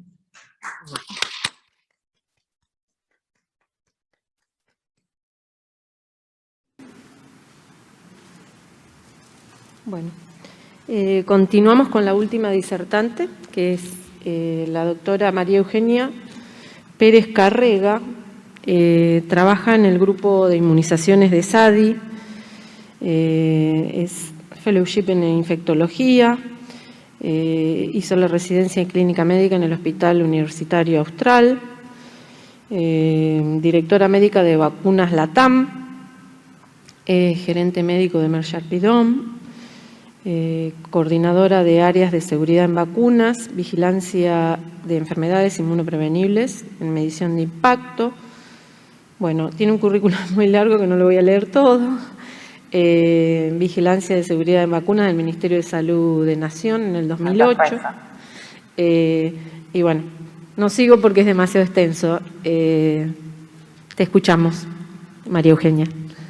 Hola, ¿cómo les va? Espero que estén viendo la presentación y que me escuchen bien. Primero, agradecer la invitación. Como concepto soy clínica y después hice infectología. Tuve la posibilidad y la suerte de haber estado en el programa de inmunizaciones y hoy en realidad vengo en representación de la Comisión de Vacunas de la Sociedad Argentina de Infectología para hablar de el análisis que se hizo respecto a la intercambiabilidad de vacunas COVID, que ya algo se habló, pero mi pata es complementaria. Hablar de estos esquemas heterólogos, también conocidos como mix and match. Así que es...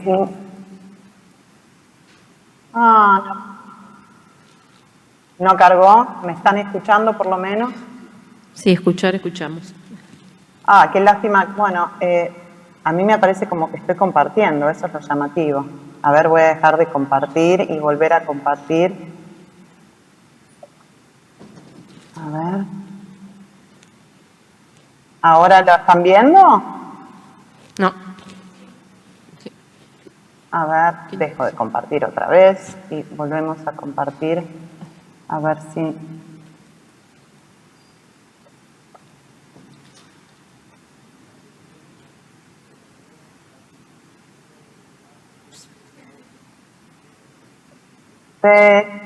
Pero no, dice pausarlo. Bueno, tampoco, pero qué lástima. A mí me sale que estoy compartiendo, pero claramente algo pasa. Ya lo hice como 5 veces. Compartir y dejar de compartir.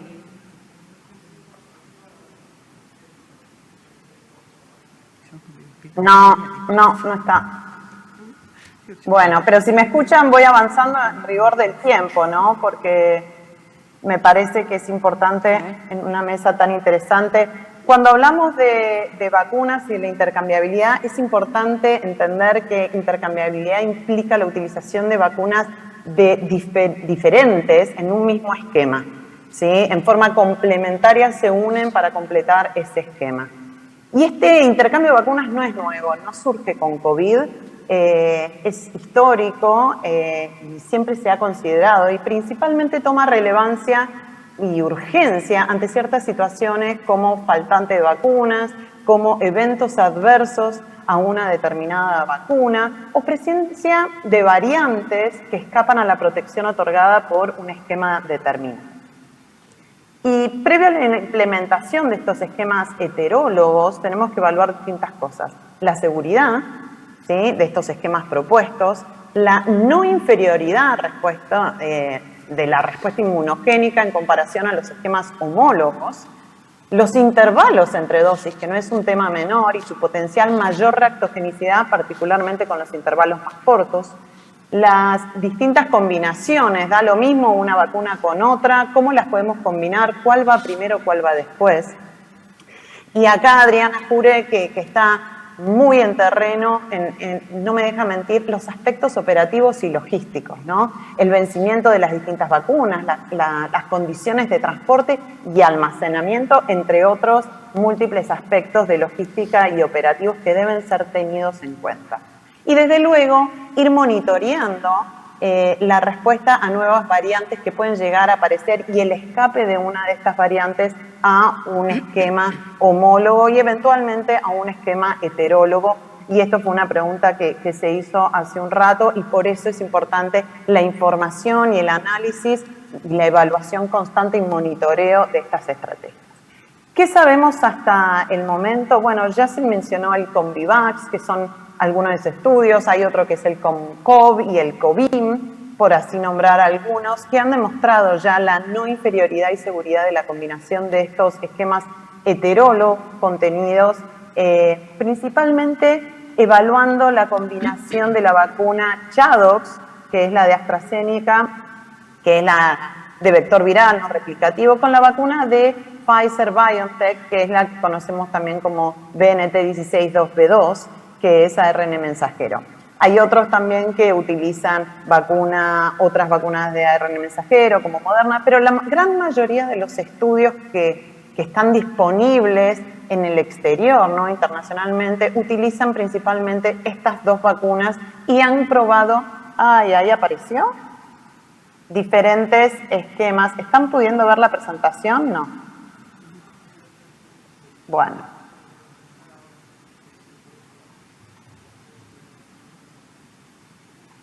A ver. Ahí está. Ahí apareció. Qué bueno que lo ven, pero a mí no me están pasando. Ahí está. Bueno, esto un poco ya lo charlamos, así que voy a adelantar.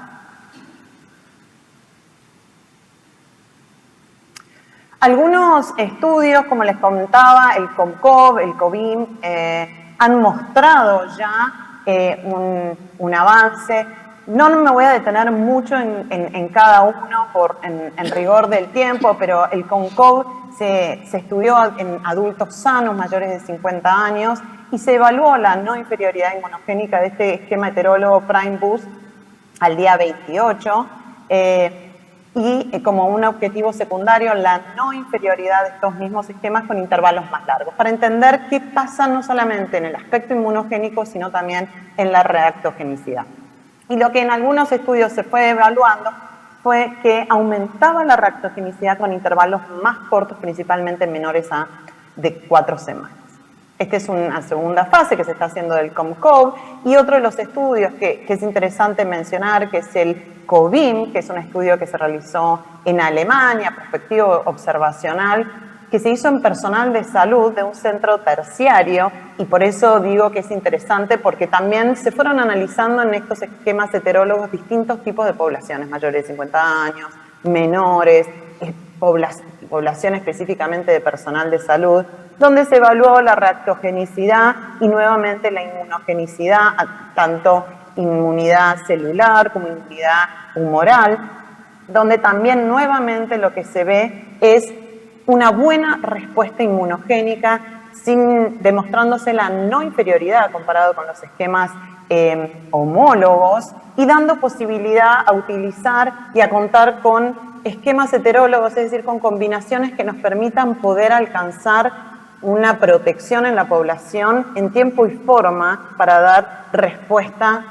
oportuna a la pandemia. Otro, el Convivax ya se mencionó, es el estudio español, así que no lo voy a mencionar, pero también nuevamente un estudio en adultos sanos, sin factores de riesgo, entre 18 y 60 años. Y este es el estudio que la doctora Gallego también mencionó y hizo hincapié. ¿Por qué? Porque es importante, porque es un estudio nuestro, un estudio que además de la evidencia que ya teníamos, evidencia disponible de otros estudios, con combinaciones, agrega nuevas variables de combinaciones, con vacunas que nos representan a nosotros y que por ahí no están utilizados en los países que inician un estudio, y por eso cada uno utiliza la información y necesita y busca dar respuesta a una problemática local. Y en este caso es este estudio colaborativo para la evaluación de los esquemas heterólogos que se hace en nuestro país, donde es un estudio aleatorio, abierto, multicéntrico y adaptativo que busca la no inferioridad. ¿Sí? Se mencionaron las 4 provincias que están participando y ustedes van a ver las múltiples ramas que tiene este estudio de variantes, de combinaciones que incluyen a la vacuna Sputnik, que en muchos de los otros países no está contemplada por razones obvias de disponibilidad y aprobación local. El estudio busca, como mencioné, evaluar la inmunogenicidad y reactogenicidad de estos esquemas y comparar la inmunogenicidad con respecto a siempre el comparativo es el esquema homólogo. Desde luego, la respuesta humoral, pero también la respuesta celular, medida en distintos días y en distintos tiempos, tanto con inmunoglobulina G, específicamente anti-spike, como anticuerpos neutralizantes, y la respuesta celular en día 0 y día 28. No están los datos publicados, cerrados, finales, pero sí se han presentado en distintas oportunidades y en los lineamientos del Ministerio de Salud de la Nación. Se habla que los datos preliminares, ¿sí?, del análisis interino avalan el uso de todas estas ramas que ustedes están viendo de vacunación contra COVID, porque la evidencia científica muestra no inferioridad y con un perfil de seguridad aceptable de estos esquemas combinados u heterólogos respecto a las vacunas mencionadas. Esto es importantísimo porque avala y da sostén científico al racional que uno creía que no había problema en combinar estas vacunas, pero acá tenemos un sustento científico y además es un estudio que fue generado en nuestro país. ¿Esquemas alternativos? Sí, hay. En personas mayores de 18 años está ya aprobado este esquema con un intervalo de 8 semanas y con distintas posibilidades de combinaciones. Ya lo mencionaron en varias oportunidades, pero no quería de mencionar y hacer hincapié en esto.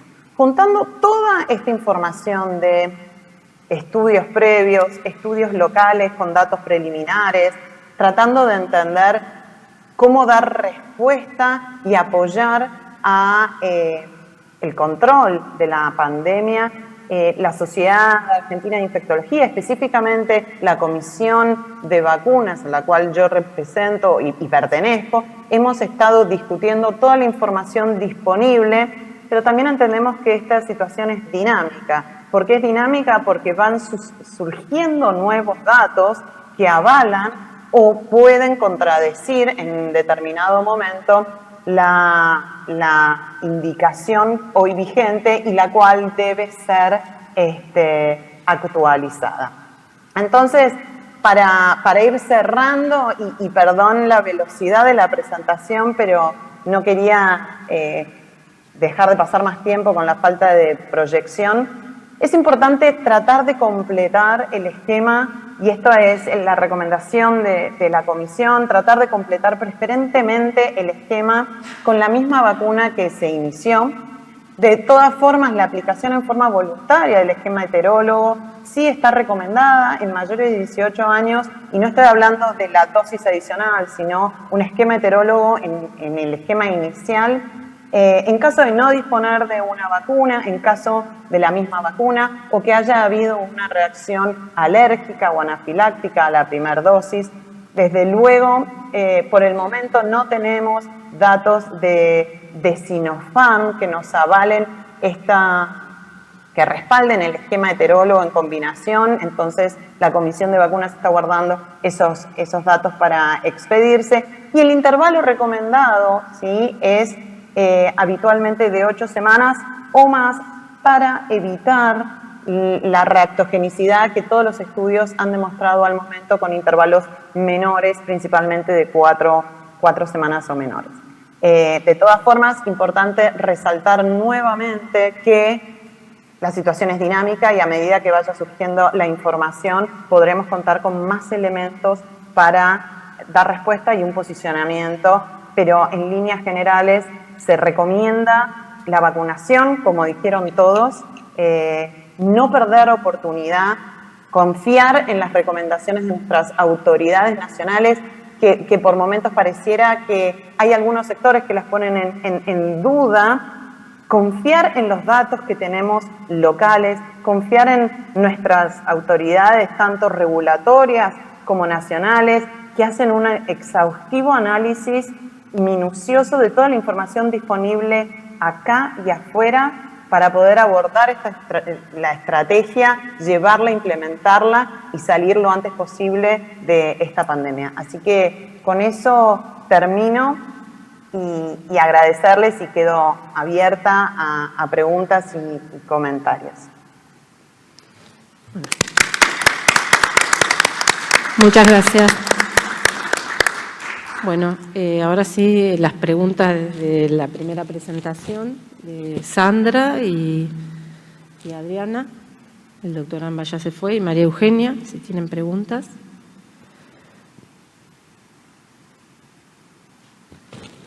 Yo voy a hacer una, Adriana. La dosis adicional o tercer dosis, ¿qué periodo se recomienda desde que se administró la segunda dosis? ¿6 meses o es necesario hacerse una titulación de anticuerpos? No, por empezar, no se recomienda titulación de anticuerpos en ningún caso. Aparte, con eso no podemos evaluar lo que es inmunidad celular, que es mucho más complejo. Y la recomendación es que pasen como mínimo 4 semanas entre la segunda dosis del esquema que haya sido y la dosis adicional.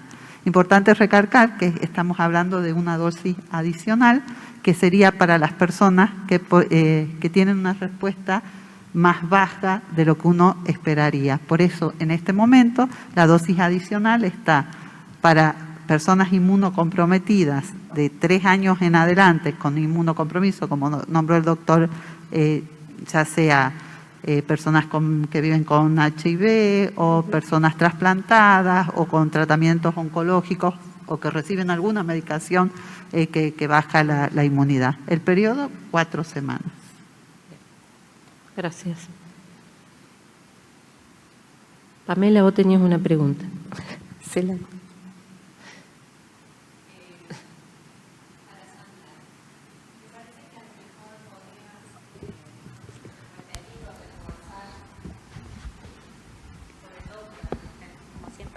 Mirando esto a distancia, ¿podrías reforzar esto que dijiste o retomarlo?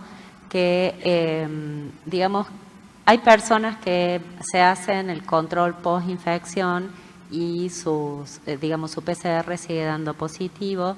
Entonces, para dejar claro el concepto de en qué momento, en base a la experiencia de ustedes, podríamos estipular que la persona, por más que siga dando positiva al test, ya no sería, digamos, no estaría contagiando, porque es una pregunta como recurrente y cada vez que alguien sabe que vos trabajas en el ámbito de salud, a lo mejor es necesario retomar ese concepto para que les quede claro a todos.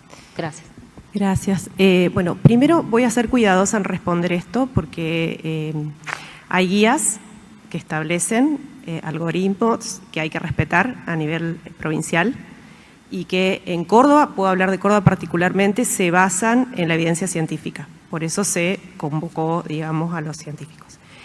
El tema de la excreción de virus viable depende del paciente. Nosotros hemos visto, digamos, en infecciones leves y moderadas, y un poco revisando lo que la bibliografía en el mundo dice, es que la excreción de virus viable no superaría al 10º día desde inicio de los síntomas. Pero nosotros hemos evaluado muestras, por ejemplo, de pacientes oncológicos en donde la excreción de virus viable es más prolongada. Entonces, no se puede, digamos, tomar como regla general. Sí te puedo decir que en pacientes con infección moderada y la evidencia indica que no superaría al 10º día desde inicio de los síntomas. De todas maneras, a respetar las normas a nivel regional porque están hechas para eso, ¿sí? Yo estoy hablando desde la evidencia de laboratorio pura. Pero sí quiero, ya que tengo la palabra, reforzar algo que me parece que es muy importante, ya que es una mesa de vacunas, y acá nuestra colega en Salta puso una diapositiva que me hizo reflexionar bastante, que puedo llegar a herir algunas susceptibilidades con lo que voy a decir, pero lo voy a decir desde mi rol de científica y viróloga.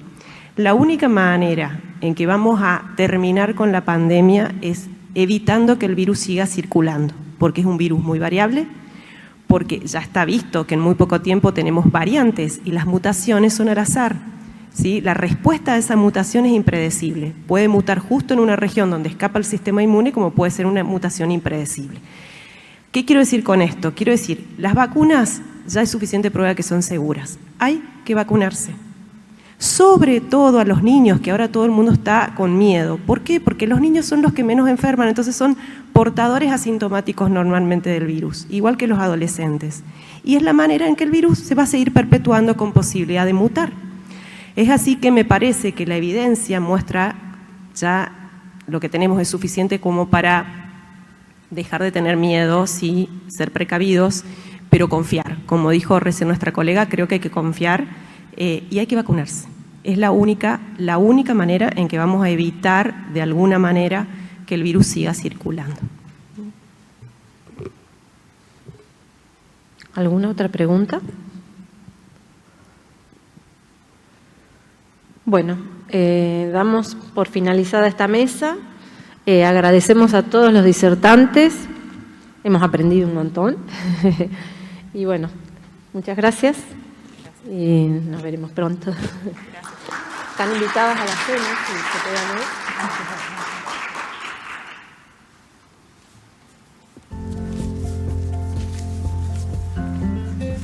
Este es un podcast de la Asociación Argentina de Farmacéuticos Hospitalarios.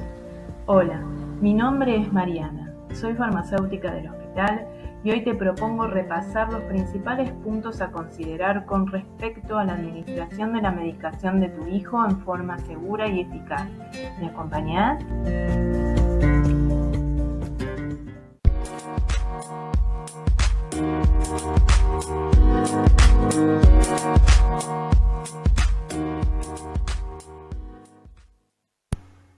Comencemos con algunas preguntas. ¿Tenés la lista actualizada de los medicamentos que toma tu hijo, incluyendo vitaminas, productos dietéticos y productos de herboristería? ¿Conoces el nombre del principio activo de cada medicamento que figura en la lista y por qué lo recibe?